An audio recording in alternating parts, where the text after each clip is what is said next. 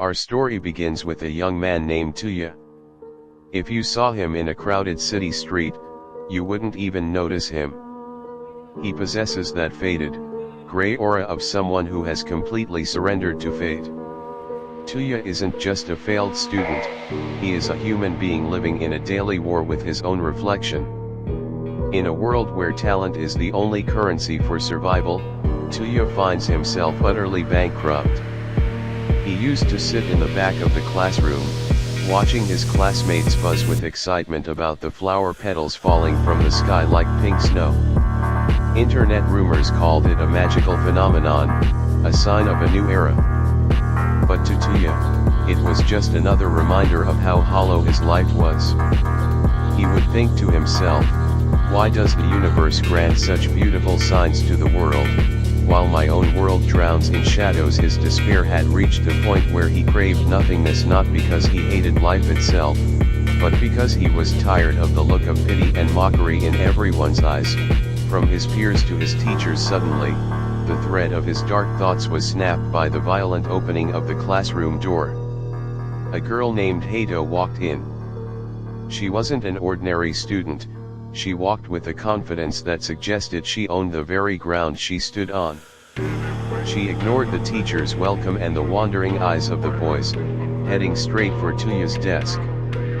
She stood over him, looked down with cold eyes, and said, "So, you're the target."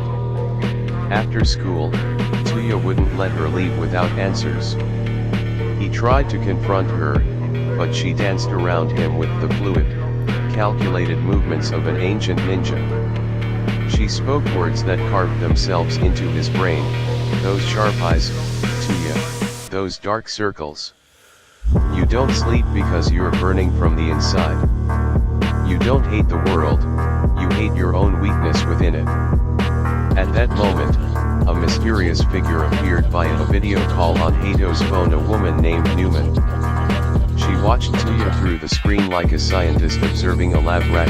As Touya walked home through a dark underpass beneath an old bridge, his lungs inhaled a strange, metallic scent. It was the heavy smell of blood. Before him lay a nightmare. Police officers sprawled on the ground, and standing over them was a man laughing hysterically. They called him the Fish. He wasn't entirely human anymore. Flower petals sprouted from a wound in his neck, and he swung a massive cleaver as if he were butchering meat in a kitchen. Hato appeared beside Touya, explaining the bitter truth: this is what talent does when it falls into the wrong hands. She pulled out a small dagger and, without hesitation, sliced her own palm. In an instant, a storm of petals erupted, and the delicate girl transformed into a terrifying warrior wielding two legendary blades, the head cutter and the gut ripper. Newman's voice crackled through a headset, explaining that Hato was channeling the talent of the legendary samurai, Miyamoto Musashi. The battle was a symphony of death, and Touya watched in awe, consumed by a lethal jealousy. Why do they have power while I have nothing but fear? In a moment of stillness amidst the chaos, Touya's mind drifted back to the childhood memories he had tried so hard to bury. He had an older brother, the miracle child. His brother mastered music, sports, and academics on the first try.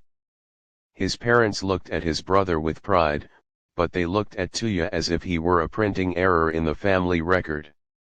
When his brother died suddenly at a young age, his parents didn't just mourn, they turned their grief into a weapon against Touya.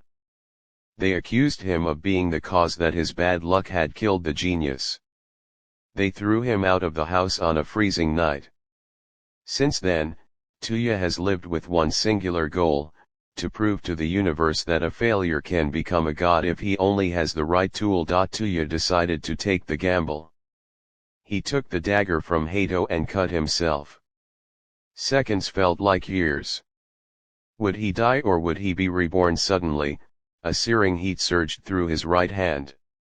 His talent wasn't super strength or speed, it was something far more sinister: the thief's hand. Newman explained that his ability allowed him to pull anything within a 70-centimeter radius, bypassing solid obstacles and the laws of matter. In a quick test, Touya pulled the oxygen straight out of an attacker's lungs, then snatched the blood from a thief's veins, causing the man to drop dead in seconds. Touya began to laugh, a chilling, hollow sound. This wasn't the power of a hero, it was the power of a demon hidden in a student's uniform. The real mission began when the organization sent them to eliminate Vlad the Impaler.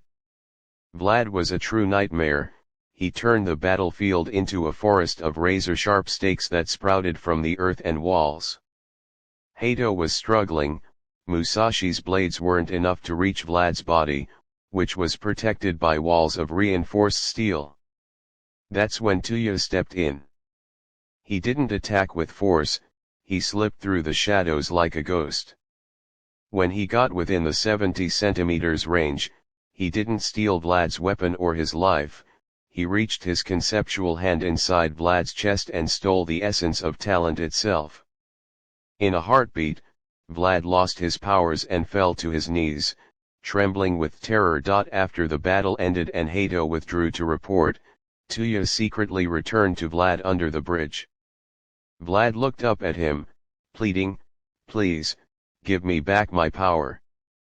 Touya smiled, a smile so dark and twisted that even Hato would have been terrified. He used the very impaler power he had just stolen to execute Vlad with his own weapon. Touya whispered to himself in the darkness, "The forest of heroes wants to protect people, to hell with them.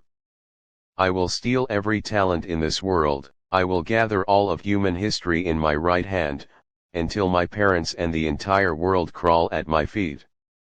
Newman, watching through a hidden camera, remarked coldly, "The real show has finally begun."